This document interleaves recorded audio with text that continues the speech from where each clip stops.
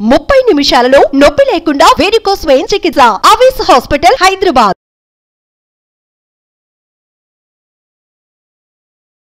నమస్తే రమగారు. నమస్తే జయ. రమగారు, భవిష్యత్ ఏంటో తెలియదు మనకి. భవిష్యత్ ఎందుకండి, నెక్స్ట్ మరుక్షణం ఏం జరుగుతుందో తెలియని పరిస్థితుల్లో ఉన్నాము. కానీ భవిష్యత్ మీద విపరీతమైన కోరిక, ఆశ ఉంటూ ఉంటాయి. వీటికి సంబంధించి ఏమన్నా కథ ఉందా? భవిష్యత్ అంటే రేపేం జరుగుతుందో తెలియదు కదా, తెలీదు. అంతా విధి చేతుల్లో ఉంటుంది. మనం రేపటికి ఎల్లుండి అవతల నుండి గోల్డ్ ప్లాన్ చేస్తాం. వచ్చే సంవత్సరం నెక్స్ట్ ఇయర్ 5 years ప్లాన్ కూడా చేస్తారు. చాలా మంది 5 years ప్లాన్ చేసుకుంటారు. అసలు ఒక్కొక్కళ్ళు అయితే పెళ్ళి ఏముంది, పెళ్లి చేసుకోవటం 3 years వరకు నో పిల్లలు, ఆ తర్వాత పిల్లలు, 5 yearsకి ఇల్లు, 6 yearsకి ఇంకోటేదో, 7 yearsకి వరల్డ్ టూరు, 10 yearsకి అదేమిటో బోల్డ్. ఒక చిన్న టర్న్ చాలు, ఇటు వెళ్ళిపోతుందో తెలీదు లైఫ్. ఏ పక్కకైనా వెళ్ళిపోవచ్చు అది. కాకపోతే ప్లానింగ్ అంటూ ఉండాలి కదా, ఎంతో కొంత ప్లానింగ్ డెఫినెట్గా ఉండాలి, అది తప్పదు. కాకపోతే ఈ విధి విలాసం అనేది ఒకటి ఉంటుంది చూడు, దాని మీద కొంచెం మనం ట్రస్ట్ కలిగి ఉండాలి. ప్లాన్ చేసుకో, ఇదే జరుగుతుందని ప్రగాఢంగా నమ్మద్దు. ప్లాన్ టెంటేటివ్గా ఓకే. ఇప్పుడు ఇలా జరిగేది మనం కొన్ని కథలు చూస్తున్నాం విచిత్రంగా. లాస్ట్ ఇయర్ చూస్తాం, పిల్లాడు ఏదో ఫెయిల్ అయిపోయాడు, వాళ్ళ ఇంట్లో వాడికి సరిగా మార్కులు రాలేదు, వాడు ఏమిటో వాళ్ళ ఇంట్లో ఎన్నది, వాళ్ళ అబ్బాయి చాలా అధ్వాన స్థితిలో ఉన్నాడు, వాళ్ళంతా చాలా దుఃఖంలో ఉన్నారనుకుంటాం. వచ్చే సంవత్సరం వాళ్ళ అబ్బాయి అమెరికాలో ఉంటాడు, పిల్ల పెళ్లి కుదిరిపోతుంది ఇక్కడ. అది అలా ఈ ఉసూరు మియాల్లాగా ఉండే భార్యాభర్తలు టింగు రంగామని కనిపిస్తారు మనకి. అవును, ఇలాంటివి కనపడతాయి.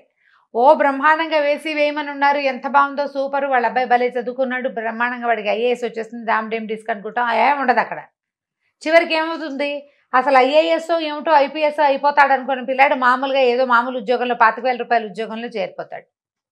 వీళ్ళకి బోల్డ్ డబ్బులు ఉన్నాయి, బోల్డ్ అది ఉంది ఇది ఉంది అని అనుకుంటే సడన్గా భార్య భర్త నీకు నాకు పడదు రామ్ రామ్ అని చెరో పక్కకి వెళ్ళిపోయిన వాళ్ళు కనిపిస్తారు. చెప్పలేకపోతాం. మనం ఒకటి అనుకుంటాం, పైవాడు ఇంకోటి అనుకుంటుంటాడు, ఏదో ప్లానింగ్స్ చేస్తూ ఉంటాం. అవును. అయితే ఇలా విధి విలాసాల మీద ఒక కథ ఉంది, చెప్దాం. ఓకే.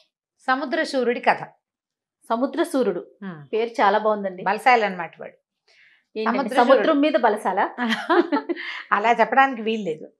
ఒక పూర్వం ఒక ఏమనాలి, ఏదో ఒక ఊరు, ఒక రాజుగారు ఉన్న ఊళ్ళో సముద్ర సూర్యుడు అనే ఒక అబ్బాయి ఒక వ్యాపారస్తుల ఇంట్లో పిల్లవాడు. ఆ రాజుల కాలంలో ఏంటంటే, రాజులు ఇలా వ్యాపారాలు చేసుకునే వీళ్ళకి గుప్తాలకి వాళ్ళకి చాలా ధన సహాయం చేసేవాడు. వాళ్ళు ఏం చేసేవాళ్ళు, ఈ ఊళ్ళల్లో బాగా విరివిగా తయారయ్యే వస్తువుల్ని పడవల మీద ఓడల మీద వేసుకుని సముద్రం మీద వేరే దీవులకి వేరే రాజ్యాలకి వెళ్ళిపోయి అక్కడ ఇదంతా బోర్లేసి అక్కడ విరివిగా దొరికే వస్తువుని మళ్ళీ నింపుకుని తెచ్చేవాళ్ళు. మనకి ఇక్కడ పావలాకి అద్దెకి దొరికేది అది 25-30 అమ్ముతుంది ఆ ఊళ్ళో. బిజినెస్ ఆ 25-30 కూడా హోల్సేల్ మీద, రీటైల్లో వాడు 100లో అమ్ముకుంటాడు. అవునండి. ఇప్పుడు మనకు జరిగేదే అప్పట్లో ఇలా సముద్ర వ్యాపారాలు నడిచేవి. ఈ సముద్ర సూర్యుడి ఆ తండ్రి కూడా ఇలాగే బిజినెస్ చేసేవాడు. కాలగతిన తల్లిదండ్రి కాలం చేశారు. పిల్లాడికి ఇల్లు వాకిలి అవి సుమారుగా పర్వాలేదు, బాగానే ఉంది. అయితే సముద్ర సూర్యుడు ఏమంటున్నాడంటే, మన పేరే సముద్ర సూర్యుడు, మనం వ్యాపారం చేయకపోవటం ఏమిటి అని చెప్పి రాజుగారి దగ్గరికి వెళ్ళాడు సహాయానికి. ఆయన ఏదో కొంత సహాయం చేశాడంటే, ఏం చేస్తారు సహాయం అంటే, ఈ ఊళ్ళో ఈ దొరికే సరుకులు ఉంటాయి కదా బాగా తక్కువ దొరికే, వాళ్ళకి ముందే కబురు చేసి సముద్ర సూర్యుడు వస్తాడు, వాడికి ఇదిగా ఇచ్చేసేయండి, వతన అంటే అమానత్తుగా ముందే ఇచ్చేసేయటం, డబ్బులు వస్తువు ఇచ్చేసేయటం, డబ్బులు తర్వాత వచ్చాక ఇస్తాడు. అనామత్ అంటారు దాన్ని. అనామత్గా రాయించి తెచ్చుకుంటాడు సరుకు. ఇది తెచ్చేసుకున్నాడు, తెచ్చుకుని పడవల మీద వేసుకున్నాడు, బయలుదేరాడు. బోల్డ్ మంది కలిసి బయలుదేరారు. మామూలుగా ఈ పడవల్లో వెళ్ళేటప్పుడు ఏంటంటే, ఒక పడవ ఏదైనా మాట్లాడుకుంటే అందులో 50%కో 30%కో వీళ్ళు మాట్లాడుకుంటారు. ఇంకా కొంచెం చిన్న పొన్న వ్యాపారాల వాళ్ళు 3-4 కలిసి వాళ్ళు ఆ దేశంలో ఆ రాజ్యంలో పెళ్లి సంబంధాలు లేకపోతే స్నేహ సంబంధాలు ఉన్న వాళ్ళు, ట్రిప్పులకు వెళ్ళేవాళ్ళు, రాచరికపు వ్యవహారాలు చక్కబెట్టడానికి వెళ్ళే రాజాధికారులు ఉంటారు కదా, రాజు తాలూకు అధికారులు, వాళ్ళు వీళ్ళు గవర్నమెంట్ ఎంప్లాయీస్, ఇట్లా బోళ్ళంత మంది చేరేవాళ్ళు. ఈ వెళ్ళేసరికి పడవ ఏమైంది, సముద్ర మధ్యంలోకి వెళ్ళేసరికి బ్రహ్మాండమైన తుఫాన్ వచ్చింది. తుఫాన్ వస్తే ఇంకేమనుకుంది, ఇదేమిటి దాక్కున్న చోటకి దయ్యం వచ్చినట్టు, ఏదో బతుకుదామని వ్యాపారం చేద్దామని వస్తే ఇక్కడ చావొచ్చేలాగా ఉంది, బతికుంటే బలిసాకు తినచ్చు, సరుకు సంగతి గంగలో దూకుని పోనీ వెధవ సరుకు అంతే, బతికుంటే కదా. మళ్ళీ రాజుగారి దగ్గరికి వెళ్ళి ఏదో ఒకటి చేయొచ్చని ఏం చేశాడు, తువ్వాలు నడుము కట్టుకుని సముద్రంలోకి దూకేశాడు. ఈ లోపల నావ కాస్త మునిగిపోయింది. మునిగిన వాళ్ళు మునిగారు, తేలిన వాళ్ళు తేలేరు. ఎవరు ఎక్కడికి ఎలా తప్పించుకున్నారో తెలియదు. ఈ సముద్రంలో పడిన సూర్యుడు ఇతను ఎప్పటికీ ఇది రాత్రి 11-12 గంటల వేళ. అయితే ఇతనికి ఏమైందంటే ఒక గట్టి దొంగ లాంటిది ఏదో దొరికింది. బతుకు జీవుడా అని ఆ దొంగ పుచ్చుకుని ఓ పక్కకి అట్లా తోసుకుంటూ వెళ్తా మొదలెట్టాడు. సముద్రపు వాళ్ళు ఎటుంటే అటే ఎదురీదలేరు దేనికైనాను. చిన్న ఏటికి ఎదురీదటమే కష్టం. సముద్రంలో ఈతకేంది, ఏదో ఒకటి పట్టుకుని మునిగిపోకుండా ఉండడానికి ఒక సాధనం. ఆ దొంగ మీదకి చేరాడు అతను. ఆ అలల దీనికి కొట్టుకుంటూ కొట్టుకుంటూ మెల్లిగా ఏమైంది, ఒక తీరానికి చేరిపోయారు. ఒక దీవి తీరానికి చేరాడు. చేరాక తెల్లవారుతూ ఉండగా ఒక నీళ్ళ మట్టి మీదకి వెళ్ళిపోయింది. అది సముద్రపు అలలతో తోసుకొచ్చేస్తుంది కదా. ఎప్పుడైతే మట్టి మీదకి వెళ్తారో ఈ మనుషులు బరువెక్కిపోతారు, బరువుగా ఉంటారు కదా. నీటిలో ఉన్నప్పుడు తేలేస్తుంది అటు ఇటు. ఈ తీరానికి కొట్టేశాక మళ్ళీ లాగలేదు వెనక్కి, స్లోగా అయిపోతుంది సముద్రం తీరం మీదకి వచ్చేసరికి. ఈ అట్లా అట్లా కొట్టుకొచ్చి మట్టి మీద పడుకొని నిద్రపోయాడు. తెల్లవారు లేచి బాగా ఎండక్కాక మెలకు వచ్చి చూస్తే తను పట్టుకుని ఇక్కడికి వచ్చినది దొంగ కాదు, అదొక మగవాడి శవం, డెడ్ బాడీ. అది నీళ్ళలో కర్రలాగా బిగుసుకుపోయింది. ఇతను మునక్కండా అది కాపాడింది. సరే చూస్తే అతని నడువుకి ఏదో గుడ్డ కట్టుంది. ఆ గుడ్డ విప్పదీస్తే అందులో ఒక చాలా ఖరీదైన ఒక కంఠాభరణం కనపడింది అతనికి. ఏమనుకున్నాడంటే, భగవంతుడా ఎంత గొప్పవాడివి నువ్వు, విధి వైచిత్రి ఎలా ఉంటుంది, కోట్లు విలువ చేసే ఇదంతా పోయింది సంపద, పోని నేను బతుకున్నానంటే నన్ను బతకమని భగవంతుడు ఈ వస్తువు ఇచ్చాడు నాకు, అతని ద్వారా అమృతదేహం ద్వారా ఇది దొరికింది నాకు అని చెప్పి ఆ కంటె చేత్తబుచ్చుకున్నాడు. కంటె అంటే ఇట్లా మెళ్ళలో వేసుకునే వస్తువు, ఆడవాళ్ళది. సన్నటి కడ్డి ఉండి వెనకాల హుక్కు ఉండేది కంటె, కింద ఇట్లా వెడల్పుగా ఉండి క్రమంగా సన్నగా అవుతుంది. ఈ కంటెల్లో ఏం చేస్తారంటే లోపల సన్న సన్న హోల్స్ పెట్టి వజ్రాలు ముత్యాలు అవి పోస్తారు. అందులో పోసేసరికల్లా ఆ హోల్ నుంచి మనం కదిలినప్పుడల్లా వెలుతురు తగిలి మెరుస్తూ ఉంటుంది అనమాట. అది రాజుల ఇళ్ళలో వాడే వస్తువు. మామూలు స్వానబోటి వాళ్ళంతా గట్టి కంటెలు పెట్టుకుంటారు. ఈ బోలు కంటె అందులో వజ్రాలు పచ్చలు కెంపులు ఉన్నాయి అంటే అదేదో ఒక రాచకన్య తాలూకుది, ఎవరో రాచరికపు వస్తువు. వీడెవడో చచ్చిపోయిన వాడు ఎవడో ఏమిటో మనకేం తెలుసు. వస్తువు చేత పుచ్చుకున్నాడు, బయలుదేరాడు. సరే ఏం చేశాడంటే ఈ సముద్ర తీరం నుంచి ముందుకెళ్తే అది ఒక దీవి, ఏదో కొంచెం నగరంలాగా కనపడుతుంది కొద్దిగా. అట్లా నడుచుకుంటూ వెళ్ళాడు. వెళ్ళేసరికి ఒక దేవాలయం కనిపించింది. ఈ దేవాలయం దగ్గర ఏం చేశాడు, ఏదో ప్రసాదం పెడుతున్నారు, అంత ప్రసాదం తిన్నాడు. ఓ చెట్టు కింద పడుకుని నిద్రపోయాడు. నిద్రపోతే ఇది ఏం చేశాడు, రొంటిని పెట్టుకున్నాడు, ఈ వస్తువుని ఇట్లా పెట్టుకున్నాడు. నిద్రలో ఒత్తిగి లేసరికలు గుచ్చుకుంటుంటే అతను రాత్రంతా ఎంత అలిసిపోయి ఉన్నాడు, ఒళ్ళు తెలియట్లేదు కదా. ఈయన ఇక్కడ దోపాడు చూడు, ఆ వస్తువుని తీసి ఇట్లా చేత్తో గుచ్చుకుని పడుకున్నాడు. పక్కకి తిరిగి పడుకుని ఈ వస్తువు ముఖం మీదకి వచ్చేసరికల్లా ధగ ధగ ధగ మెరుస్తోంది, కనపడుతుంది కదా చేతుల్లో ఉంటే. ఆ వైపున వెళ్తున్న సైనికుడు ఒకటి చూశాడు, ఏమిటి వీడు ఎవడో పడుకున్నాడు, వీడి చేతిలో ఏముందని దగ్గరికి వెళ్ళి చూసేసరికల్లా ఆశ్చర్యపోయాడు, ఇదేమిటి. ఓకే సరే చూసి ఏమనుకున్నాడు, చేయి విదిలించి చూశాడు. చూసేసరికల్లా ఆశ్చర్యపోయాడు, అదేమిటి ఆ వస్తువు. ఆ ఊరి పేరు కలసిపురం. ఆ రాజకుమార్తె చక్రసేన అని రాజకుమార్తె. ఆ చక్రసేనది ఒక కంఠాభరణం పోయింది కొంతకాలం క్రితం. దొంగ కోసం చాలా వెతుకులాడుతున్నారు. ఆ కంఠాభరణం ఇది. దాని పిక్చర్ రాయించి పంపించారు వెతుకులాటకి. ఒక ప్రత్యేకమైన కంఠె షేపులో ఉండే ఒక కంఠాభరణం రాజకుమార్తెది. అక్కడి నుంచి దొంగ దొరికాడు. ఇంకేముందని ఈలగొట్టాడు ఈయన. విజిలేసేసరికి అందరు చేరిపోయారు, పట్టేసుకున్నారు. ఇతను లబోదిబోం అన్నాడు, చెప్పాడు, వినలా. ఏదో శవం మీద ఉంది అంటే నేను అక్కడెక్కడి నుంచో వచ్చాను, నమ్మద్దు. పైగా ఏమో పలానా ఊరి నుంచి వచ్చానంటే ఏదో కాగితమో ఇంకోటో ఏమిటో ఉండాలి, ఏమీ లేవు ఇతని దగ్గర. దాంతో ఏం చేశారు, రాజుగారు చూడడం ఏమిటి, మరి ఉరిశిక్ష వేశారు. ఉరిశిక్ష పడిపోయింది. దొంగ వీడు రాజకుమార్తెను మోసం చేసి వస్తువు పట్టుకెళ్ళిపోయాడు. లోపల అంతఃపురంలోకి జొరబడి ఆవిడ స్నానం చేసే చోట నుంచి వస్తువు కొట్టేశాడు.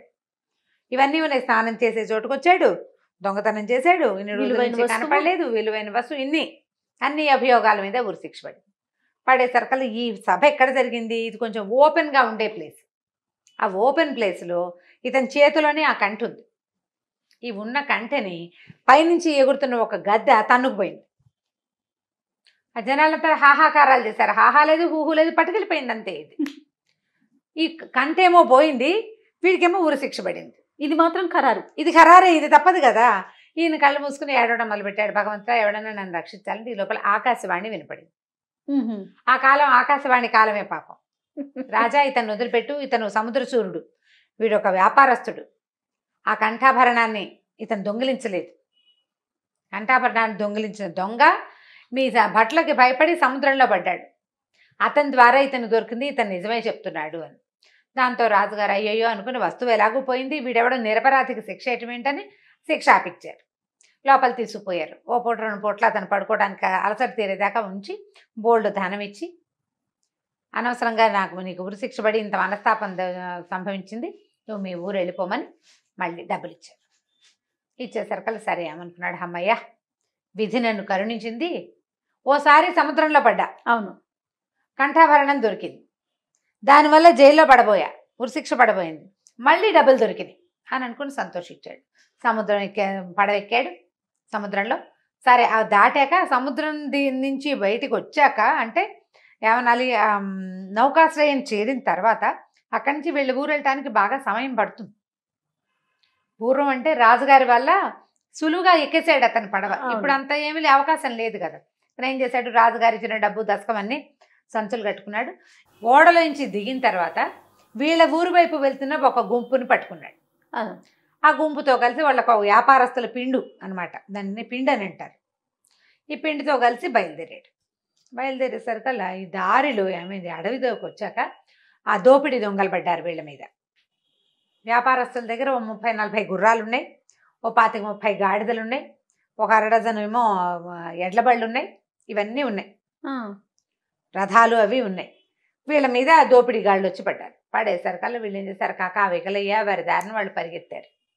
ఈయనేమనుకున్నాడు, ఇదేమిటి మళ్ళీ వచ్చింది నా నెత్తి మీదకి అని చెప్పి, ఇక రాజుగారు ఇచ్చిన డబ్బొద్దు ఏమొద్దు, ఎట్లా కొట్లా బతికుండు ఊరు చేస్తే చాలని తను ఎక్కిన గుర్రానికి అటు ఇటుగా వేళ్లాడేసిన బంగారపు సామాన్లన్నీ వదిలిపెట్టేసి, వాళ్ళకి రాజుగారి ఇచ్చిన బంగారు నాణ్యాలన్నీ వదిలిపెట్టేసి కాలి కొద్దీ పరిగెత్తాడు.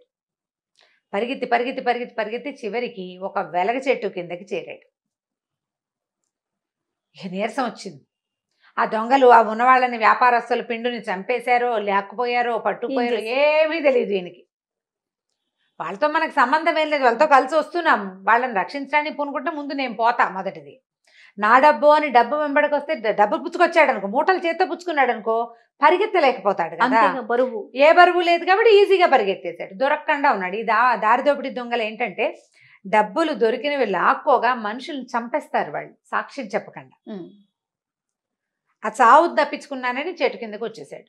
సరే వెలగ చెట్టు మీద అట్లా కూర్చున్నాడు. వెలగ చెట్టు కింద కూర్చుని నీరసం వచ్చింది. ఎలాగోలాగా బతికితే చాలరా దేవుడా అని పడుకుని నిద్రపోయాడు. చీకటి పడింది, నిద్రపోయాడు. మర్నాడు పొద్దున బాగా ఎండ వచ్చేసరికి మెలకు వచ్చింది.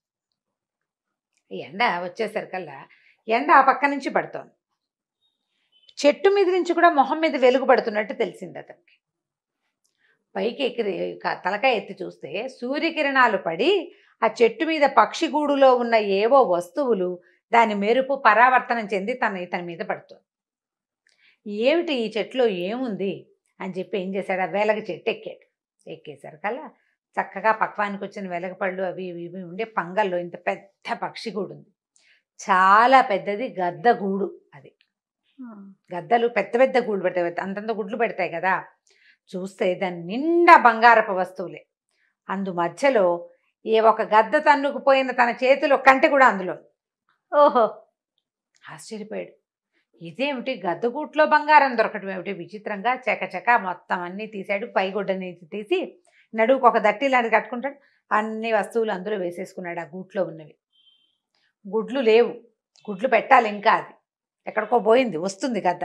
మొత్తం వస్తువులన్నీ తీసుకుని మూట కట్టుకుని దిగేసి మెల్లిగా నడవటం మొదలుపెట్టాడు. ఈ పాత గుడ్డల మూటలో ఉండేది ధనపు సంచులకి వేరే పద్ధతులు ఉంటాయి, గుర్తుపడతారు. ఈ నడువు కట్టిన దట్టి గుడ్డలో మూట కట్టింది వెలగపళ్ళల్లే ఉన్నాయి తప్పిస్తే ధనం అని తెలియదు, నగలని తెలియదు. ఆ మూట చేత్తో పుచ్చుకుని ఇంటికి వచ్చేసాడు. ఏమనుకున్నాడంటే భగవంతుడు ఎన్ని అవకాశాలు ఇస్తాడు ప్రతివాడికి, నాకెన్ని ఇచ్చాడు అవకాశాలు, ప్రతిసారి బతికేందుకు అవకాశం ఇస్తూనే ఉన్నాడు. ఈసారికి సముద్రాల మీదకి వెళ్ళొద్దు, ఇక్కడ ఈ ఇచ్చిన అవకాశాన్ని వాడుకుందాం ఇక్కడే అని చెప్పేసి తెచ్చిన బంగారపు వస్తువులు నగలు చాలా వచ్చినాయి కదా, వాటిలలో కొన్నిటిని అమ్మేసి ఆ కంటెని మాత్రం జాగ్రత్తగా దాచిపెట్టుకున్నాడు. మిగిలిన చిన్న పొన్న వస్తువులన్నీ అమ్మేసేసి మళ్ళీ ఇక్కడ చిన్న వ్యాపారం మొదలుపెట్టి రాజుగారి దగ్గర నుంచి అనామతిగా సామాన్లు తెచ్చుకున్నాడుగా, వాళ్ళ అప్పులు తీర్చేసి హాయిగా పెళ్లి చేసుకున్నాడు, పిల్లల్ని కన్నాడు, ఇదే ఊళ్ళో ఉండిపోయాడు. ఇక తనకు సముద్రం కలిసి రాదనుకున్నాడు. అది వచ్చిరాదు, అయినా కూడా ప్రతిసారి బతికించాడు. ఇంకెన్నిసార్లు ఇస్తాడు అవకాశం? అంతేగా. ఇక ఈ విధి విలాసానికి అంతు లేకుండా ప్రతిసారి చావు బతుకు ఎవడు చేస్తాడు ఈ గోల? ఎన్ని మలుపులు చూడండి. అందుకని ఇక మానేసుకున్నాడు. విధి ఇలాంటి విలాసాలు చేస్తుంది. చావు మళ్ళీ బతకటం, మళ్ళీ చావు మళ్ళీ బతకటం, కష్టం సుఖం. ఒకవేళ ఇది రాకపోయింటే దారి దోపిడీ దొంగలకి ఇతను దొరికిపోయింటే అంతే. ఇప్పుడు బంగారం దొరక్కపోయినా బతికేవాడే. బంగారం ఎందుకు దొరికిచ్చాడు భగవంతుడు? బాగా బతకమని. ఇది రెండోసారి అతనికి బంగారం అవకాశం ఇచ్చాడు.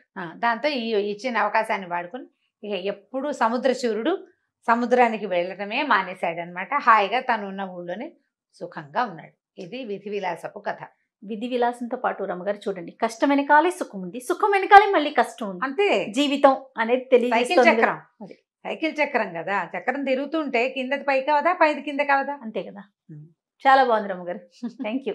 నమస్తే అండి. నమస్తే జయ. ఇక ఈ వీడియో కనుక మీకు నచ్చినట్లయితే లైక్ చేయండి, షేర్ చేయండి. మరిన్ని ఇంట్రెస్టింగ్ వీడియోస్ కోసం మా ఛానల్ని సబ్స్క్రైబ్ చేసుకోండి.